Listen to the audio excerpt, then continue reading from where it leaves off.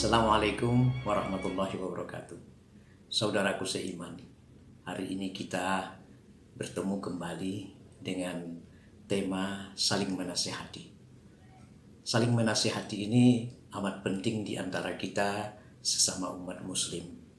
Karena Allah pun berfirman di dalam Al-Quran mengatakan, dan tolong menolonglah kamu dalam mengerjakan kepada kebaikan dan takwa, dan jangan tolong menolong dalam berbuat dosa dan melampaui batas. Itu adalah Quran surat Al-Maidah ayat 2. Ini memberikan satu isyarat kepada kita bahwa untuk menolong dalam arti pada kajian kita ini adalah menasehati, dianjurkan sangat oleh Allah. Jadi menasehati kepada kebaikan. Seringkali terkadang kita ada saudara, ada andai tolan, kakak beradik, membiarkan saja begitu saja perilaku dari kakaknya, perilaku daripada adiknya, perilaku daripada anaknya. Padahal sudah wajib sebenarnya mereka menasehati untuk tidak terlalu jauh dalam satu permasalahan tertentu misalnya. Ini amat penting bagi kita sebagaimana dalam firman Allah yang tadi. Bahkan Allah juga memberikan isyarat dalam sebuah firman Quran surat Ali Imran ayat 110. Kamu adalah umat yang terbaik yang dilahirkan untuk manusia, menyeru kepada yang makruf dan mencegah dari yang munkar, dan beriman kepada Allah. Artinya kamu adalah umat yang terbaik. Jadi tidak ada yang boleh di antara kita melakukan kegiatan yang mengarah kepada ketidakbaikan, kejelekan, maksiat. Oleh karena itu apa? Tentu ada yang alfa pada saat-saat tertentu. Ada yang lupa. Ada yang khilaf. Oleh karena itulah maka Allah menyeru kita, kamu adalah umat yang terbaik. Ya. Kalau kamu umat yang terbaik, seperti Allah mengatakan di Al-Maidah ayat 2 tadi, berarti kalian harus saling tolong-menolong. Umat yang terbaik itu pasti tidak suka saudaranya menderita. Jadi nasihat pun adalah salah satu hal yang begitu amat penting.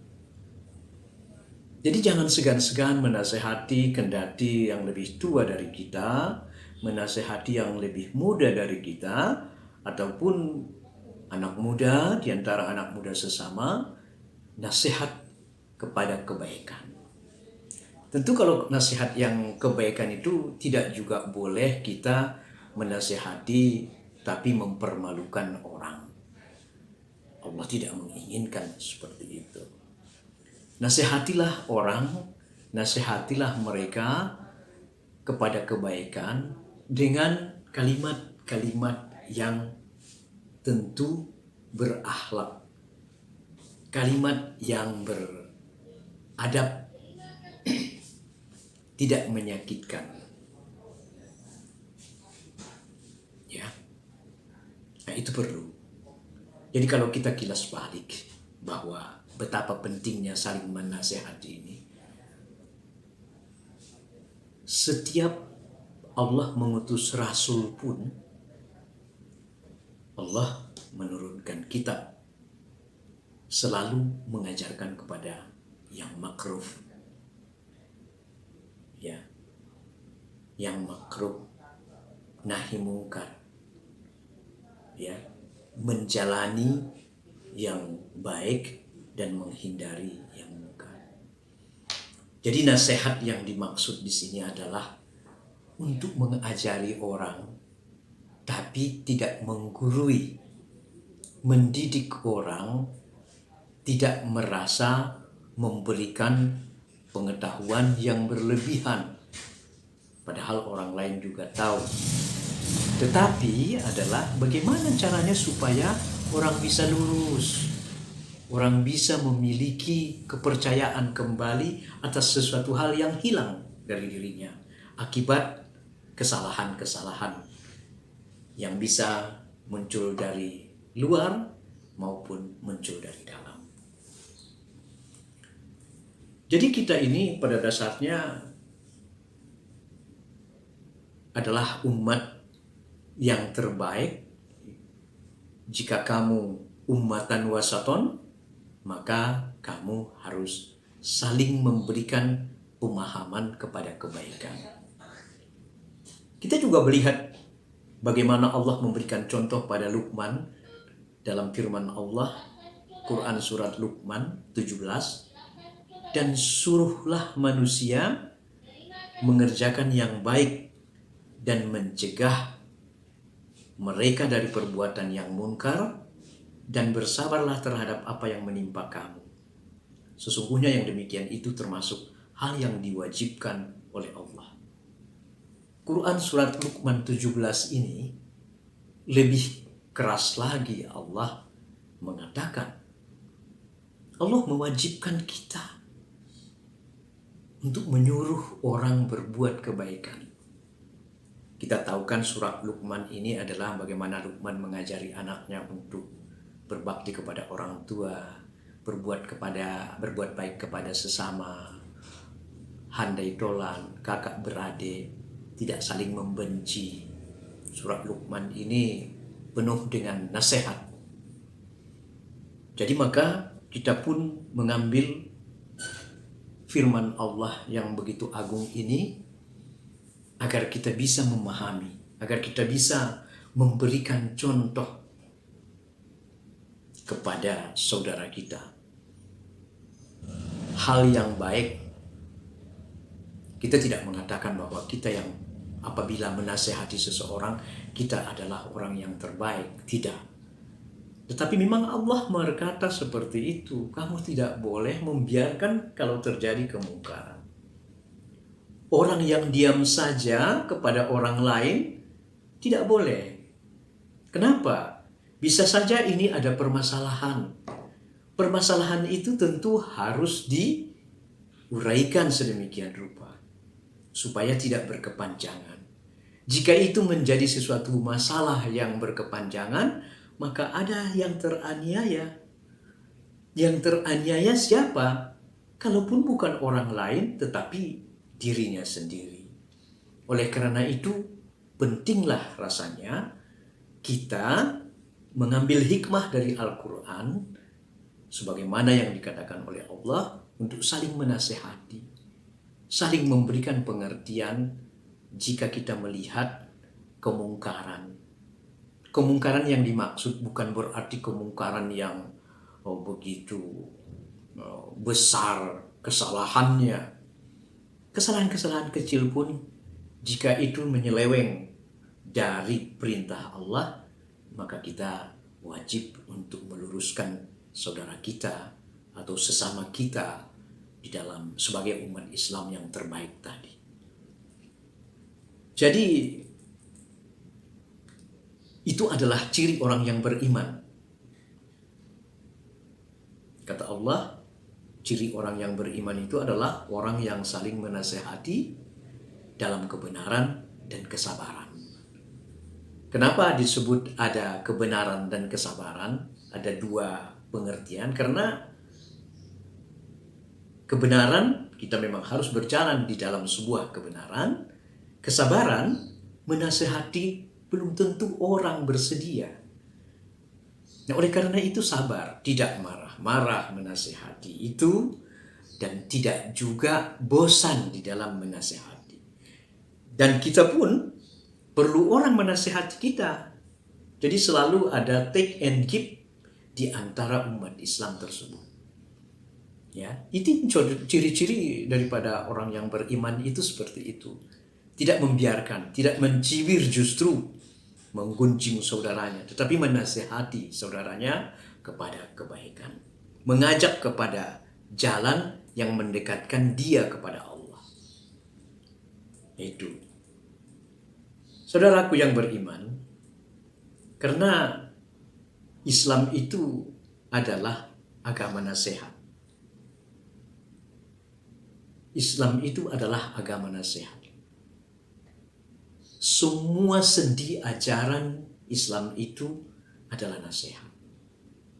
Dan setiap kita dalam agama ini akan senantiasa menasehati dan dinasehati. Tadi saya sudah katakan, dua-duanya. Menasehati, dinasehati. Harus saling memahami.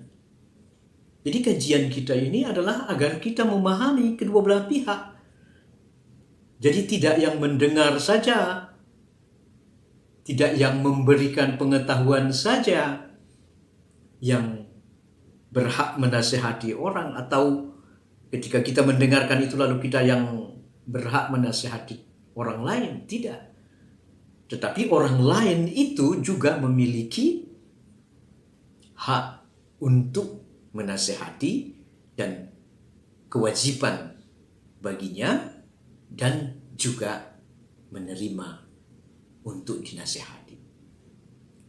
Kenapa seperti itu Islam ini? Karena Islam ini memang adalah jalan yang lurus, tidak boleh bengkok. Kenapa kalau kebengkok? Kalau bengkok tidak bisa lagi menjalankan kegiatan dengan baik. Allah akan murka kepada kita. Kenapa saya mengatakan kemurkaan? Karena itu adalah hal yang begitu jelas. Mereka yang berjalan di pada kebaikan, mereka akan direstui oleh Allah, diridhoi, diberkahi oleh Allah, maka rezekinya pun akan lancar, urusannya semua bisa terselesaikan. Tapi kalau kita berbuat kemungkaran, maka bisa saja ada hambatan-hambatan di dalam setiap kehidupan kita. Oleh karena itulah, makanya perlu saling menasihati. Oleh karena itu pula lah Rasulullah bersabda di dalam satu hadis, Tamim Ad-Dari mengatakan bahwa agama adalah nasihat. Para sahabat bertanya kepada Rasulullah, untuk siapa? Lalu kata beliau, untuk Allah, kitabnya, Rasulnya, para pemimpin, kaum muslimin, dan umat Islam seluruhnya. Jadi agama adalah nasihat itu untuk umat manusia seluruhnya. Yang kecil, yang besar, yang tua, tentu harus memahami tentang apa sebenarnya arti nasihat di dalam agama kita ini. Yaitu tadi saya katakan, menyampaikan nasihat tidak boleh serampangan, tidak boleh sembarangan, ada adab, ya, dan harus ikhlas. Memberikan nasihat kepada orang itu ikhlas, bukan karena ada tendensi sesuatu hal yang ingin menguntungkan atau ingin merugikan supaya orang ini terhenyak, ya, lalu dia kemudian down, dinasehati dengan kalimat-kalimat yang tidak beradab, kalimat-kalimat tidak berakhlak, kalimat-kalimat yang tidak baik. Bukan itu tujuannya. Tapi memberikan pemahaman, memberikan sesuatu hal dengan ikhlas. Jadi niat menasihati itu pun harus ikhlas. Itu salah satu yang paling penting, ya kan? Umar bin Khattab radhiyallahu an mengutip sabda Rasulullah mengatakan, sesungguhnya amalan itu tergantung niatnya, dan seorang mendapatkan ganjaran sesuai niatnya pula. Orang yang hijrah untuk Allah dan Rasulnya, maka ia mendapatkan ganjaran sebagai amalan hijrah untuk Allah dan Rasulnya. Ya. Kalau orang hijrah untuk dunia, dia hanya mendapatkan dunia. Oleh karena itu, hijrahlah kepada akhiratmu, kepada Allah dan Rasulnya, sehingga kau mendapatkan dunia dan mendapatkan akhirat. Jadi niat ini sedemikian besar sehingga di dalam menasehati saudara kita, teman kita pun, kita wajib memiliki niat yang ikhlas. Kita tidak boleh karena tendensi seperti yang saya kemukakan tadi, tendensi hal yang tidak benar, yang tidak baik. Ya. Itu salah satu. Lalu kemudian cara yang benar. Jangan dengan cara, banyak nasihat sekarang ini dengan cara ilmu yang diperoleh di bangku kelas, tetapi tidak dengan syariat Islam. Ya. Kalau kita umat Islam, jangankan umat Islam, umat di luar Islam pun ingin mendapatkan nasihat yang baik sesuai syariat Islam. Oleh karena itu, selain niat ikhlas, maka kita juga harus sesuai dengan syariat.